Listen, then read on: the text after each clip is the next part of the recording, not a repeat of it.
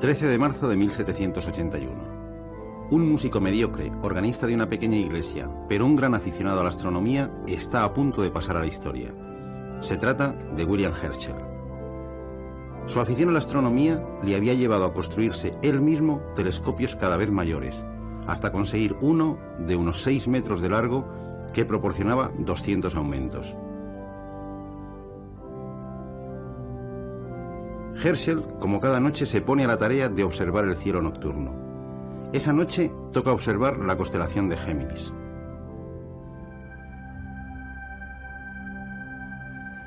Esta región del cielo es bien conocida por Herschel. Todo parece indicar que será una observación rutinaria. Sin embargo, y para su sorpresa, algo no encaja con sus mapas estelares.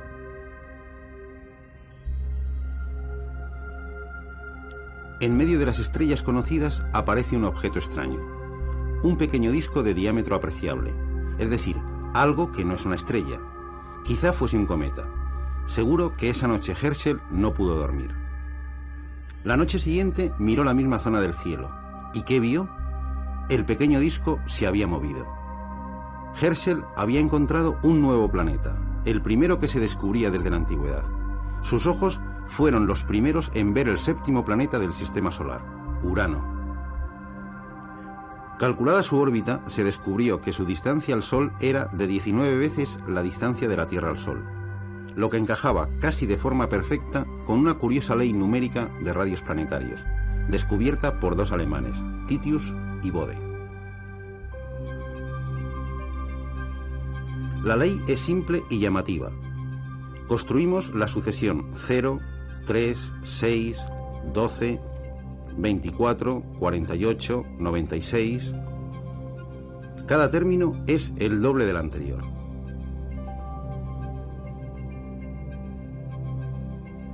Sumamos 4 a cada término y lo dividimos por 10. Obtenemos 0,4, 0,7, 1, 1,6, 2,8, 5,2, 10, 19,6.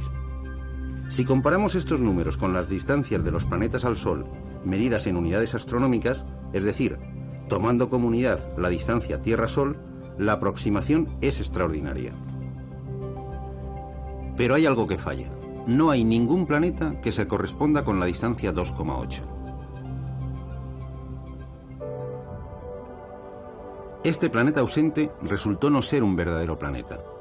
En efecto, en 1801 se descubre el asteroide Ceres, pero su pista se pierde al cabo de unos meses, al pasar detrás del Sol. Con los pocos datos de esas escasas observaciones, un joven matemático alemán de 24 años, Carl Friedrich Gauss, realizó los cálculos de su órbita y señaló hacia dónde tenían que apuntar los telescopios para reencontrar a Ceres. Y en efecto, allí estaba. Y tras la órbita de Ceres, las de Palas, Vesta y Juno. En el lugar del 5º planeta de Bode no había uno, sino un rosario de pequeños planetas, el cinturón de asteroides. Este entretenimiento matemático le valió a Gauss el nombramiento como director del Observatorio Astronómico de Göttingen, hasta la fecha de su muerte 54 años después.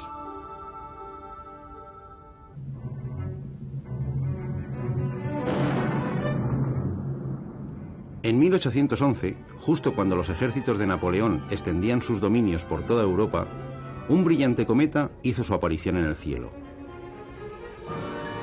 Muchos lo interpretaron como una señal divina que anunciaba el declive del emperador francés. Para Gauss fue la ocasión de comprobar el poder de sus teorías y métodos de cálculo. Y en efecto, el cometa parecía seguir con toda precisión los pasos marcados por él. Por cierto, y aunque el cometa nada tuviera que ver, el invierno siguiente fue testigo del desastre del ejército napoleónico en las heladas estepas rusas. Este es un pizarrín como los que se usaban antiguamente en las escuelas. Con uno similar, Gauss asistió a la edad de 10 años a su primera clase de aritmética. El maestro les planteó un problema de aritmética elemental nada simple para alumnos de esas edades. ¿Cuánto suman los 100 primeros números?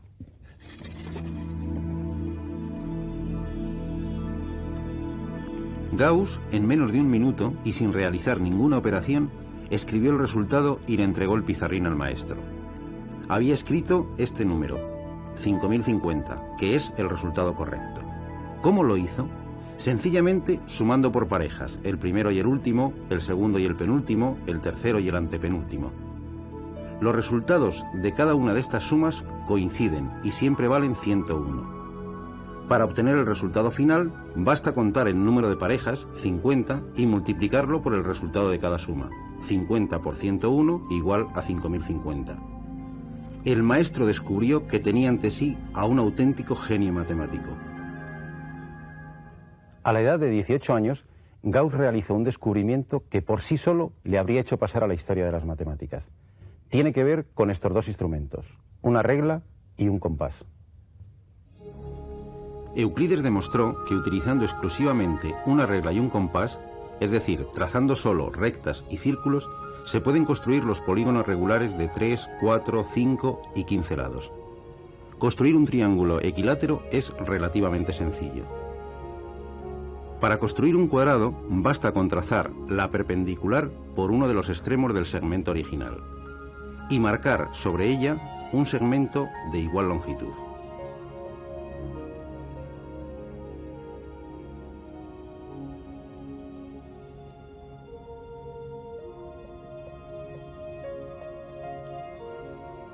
El compás nos proporcionará el cuarto vértice.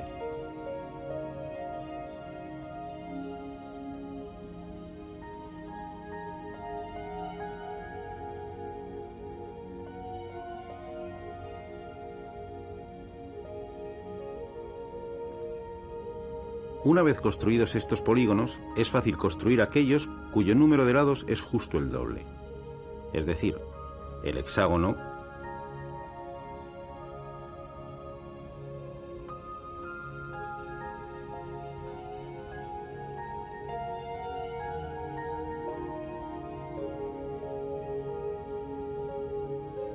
el octógono,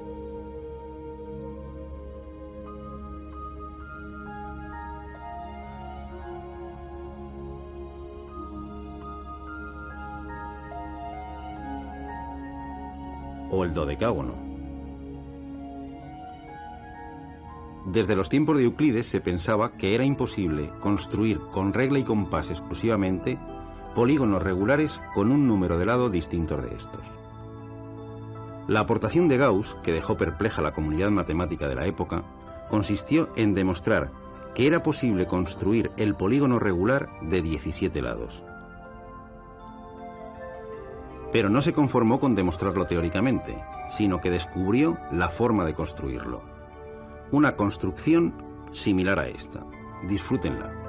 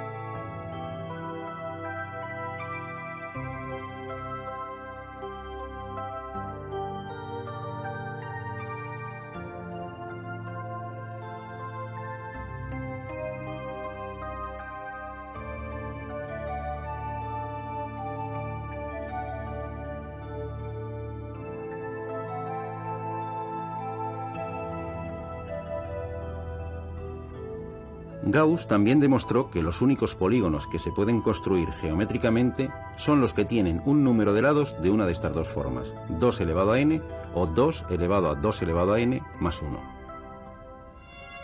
Acababa de resolver un problema de más de 2000 años, pero no sería el último. Este resultado es el primero que anota el 30 de marzo de 1796 en un diario científico que acompañará a Gauss hasta su muerte y que constituye uno de los documentos más valiosos de la historia de las matemáticas. No es un gran libro, es un pequeño cuaderno de 19 páginas en el que Gauss realizó 146 anotaciones. Por desgracia para la ciencia, muchos de los descubrimientos anotados por Gauss en este cuaderno no vieron la luz hasta 1898, 43 años después de su muerte. El 10 de julio de 1796, Gauss, que solo tiene 19 años, hace una extraña anotación. Eureka, número igual a delta más delta más delta. Para entenderla, tenemos que remontarnos a Pitágoras y a sus números poligonales. Los números triangulares son los que se pueden representar mediante puntos formando triángulos. 0, 1, 3, 6, 10, 15, 21...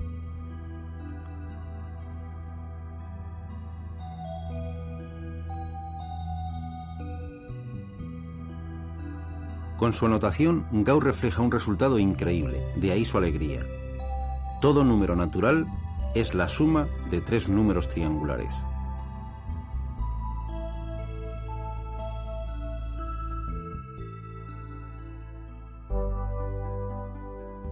Los descubrimientos de Gauss no se limitan a la teoría de números. Sus contribuciones al álgebra son aún más espectaculares. Esta expresión es una ecuación de primer grado. 3x menos 6 igual a 0. Es fácil encontrar su solución, x igual a 2. Cambiando en la ecuación la x por 2 se verifica la igualdad, y la podemos representar como un punto en una recta. X al cuadrado menos 2x menos 3 igual a 0. Esta es una ecuación de segundo grado. También es fácil encontrar sus soluciones, x igual a 3 y x igual a menos 1. Son números reales, es decir, puntos de la recta real. Todos los números reales se pueden representar en una recta de esta manera. No es tan sencillo encontrar las tres soluciones de esta otra de tercer grado. X cubo más x cuadrado menos 9x menos 9 igual a 0.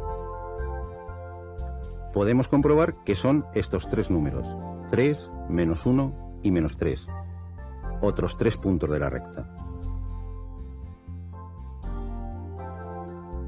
Todo parece sugerir que toda ecuación tiene tantas soluciones como indica su grado. Sin embargo, observemos esta, en apariencia sencilla, x cubo menos 8 igual a 0. Una solución es x igual a 2, pero ¿dónde están las otras dos? Si probamos con números mayores que 2, por ejemplo 2,5, obtenemos cantidades mayores que 0. Si probamos con números menores o incluso negativos, tenemos siempre cantidades menores que 0. Todo parece indicar que esta ecuación de tercer grado solo va a tener una solución. Al menos en la recta real no vamos a encontrar más que una. Fue Gauss, esta vez a los 22 años, en su tesis doctoral, quien nos dijo dónde buscar esas soluciones esquivas, consiguiendo de paso la aceptación por los matemáticos de un nuevo universo numérico, los números complejos. ¿Qué es un número complejo? Empecemos por el principio. Al resolver algunas ecuaciones, aparece en las soluciones la raíz de menos 1. Decididamente, ningún número real elevado al cuadrado vale menos 1. Es decir, la raíz de menos 1 no es ningún punto de la recta real. La idea genial de Gauss fue situar la raíz de menos 1 en un eje perpendicular a la recta real, el eje de los números imaginarios.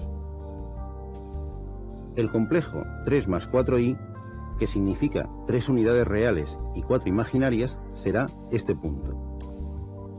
Menos 2 menos 4i será este otro. Así, cada número complejo estará representado por un punto en el plano.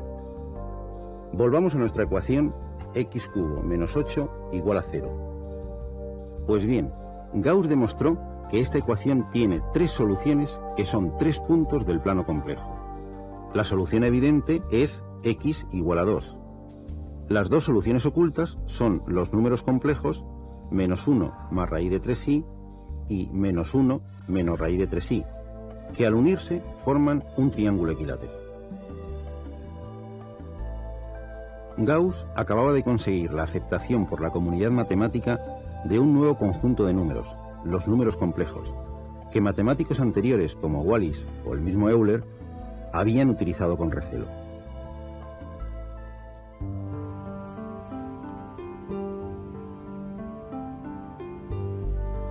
Desde Euclides, pocos habían cuestionado su famoso quinto postulado. Si dos rectas, al ser cortadas por una tercera, forman con esta ángulos cuya suma es menor de 180 grados, las dos rectas se cortan en un punto. Postulado históricamente más conocido como postulado de las paralelas.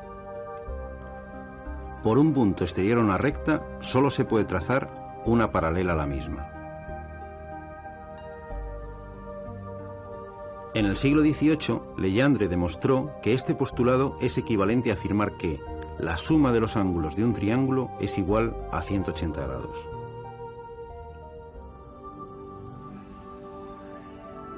Gauss es uno de los primeros en poner en cuestión este quinto postulado. En un plano, efectivamente, los tres ángulos de cualquier triángulo suman 180 grados. Pero esto no es cierto si transformamos el plano en una esfera. Una esfera es una superficie de curvatura positiva. En ella, las rectas se han convertido en círculos máximos. Y con arcos de estos círculos máximos podemos construir triángulos como este. Este ángulo del triángulo mide 90 grados, pero el segundo también mide 90 grados. Y el tercero también mide 90 grados, es decir, la suma de los ángulos es mayor que 180 grados. Si en el plano, según Euclides, los ángulos de todo triángulo siempre suman 180 grados y en la superficie esférica suman más de 180 grados, ¿existirá una superficie en la que los ángulos de un triángulo sumen menos de 180 grados? Poincaré, a principios del siglo XX, nos brinda una representación en el plano de este tipo de superficies.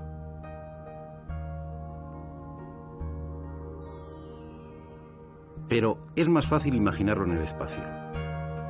Sería una superficie de curvatura negativa, algo parecido a un embudo que se estrecha y se prolonga indefinidamente. Se le llama pseudoesfera. En estas superficies, las líneas más cortas entre dos puntos no son rectas, se llaman geodésicas.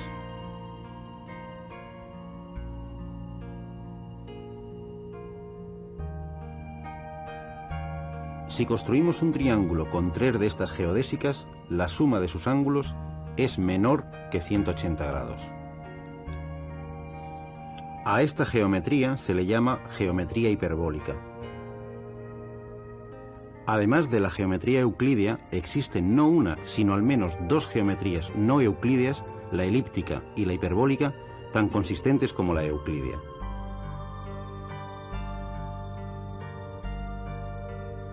Una de estas geometrías no euclídeas serviría un siglo más tarde como modelo matemático a Albert Einstein para su teoría de la relatividad.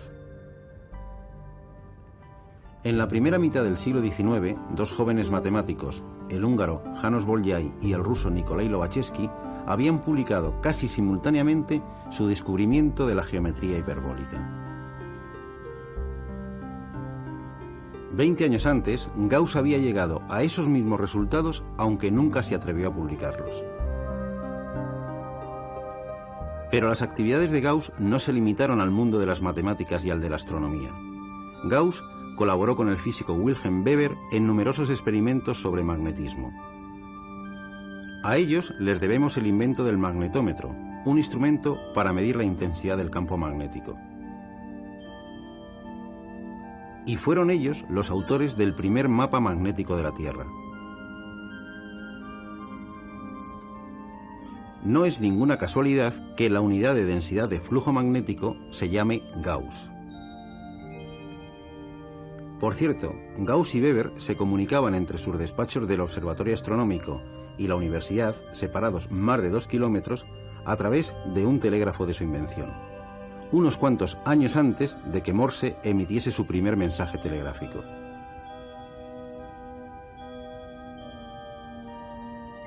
Los descubrimientos de Gauss se extienden por casi todas las ramas de las matemáticas, desde la aritmética al análisis de funciones, desde el cálculo de órbitas planetarias al trazado de mapas terrestres y al estudio de curvatura de superficies. Muchas de sus aportaciones no han podido ser apreciadas en todo su valor hasta bien entrado el siglo XX. A pesar de su muerte una fría mañana de febrero de 1855, podemos afirmar que Gauss vive hoy en todo lugar de la matemática. Sin duda, no es exagerado el apelativo con el que se le conoce entre la comunidad científica: el príncipe de los matemáticos.